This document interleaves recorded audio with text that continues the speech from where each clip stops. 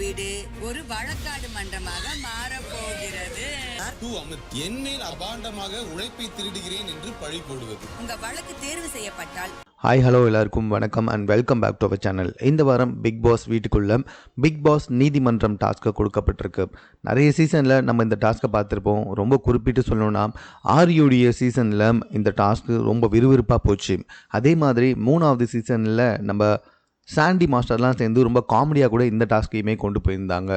So இந்த சீசனில் நமக்கே தெரியும் உள்ளே இருக்க எல்லாருமே வந்துட்டு லைட்டாக கொஞ்சம் கோளாறு.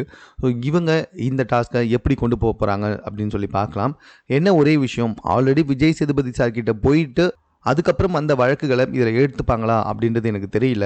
எனக்கு தெரிஞ்சு அவர் அட்ரஸ் பண்ணாத சில விஷயங்களை தான் இந்த வழக்குகளை ஏற்றுப்பாங்க அப்படின்னு நான் நினைக்கிறேன். அது மட்டும் இல்லை, சொல்லவே தேவையில்ல, இந்த சீசனை பொறுத்த வரைக்கும் எல்லாருமே வந்துட்டு மாங்குன்னு கத்துவாங்க. ஸோ எல்லாருமே வந்துட்டு காதை கொஞ்சம் லைட்டாக மூடின மாதிரியே பிக் பாஸை பாருங்கள். பிகாஸ் ஆஃப் ஆல்ரெடி கத்துறவங்க வழக்கு மன்றத்தில் எப்படி கத்துவாங்கன்ட்டு நான் சொல்லி தான் நீங்கள் தெரிஞ்சுக்கணுமா?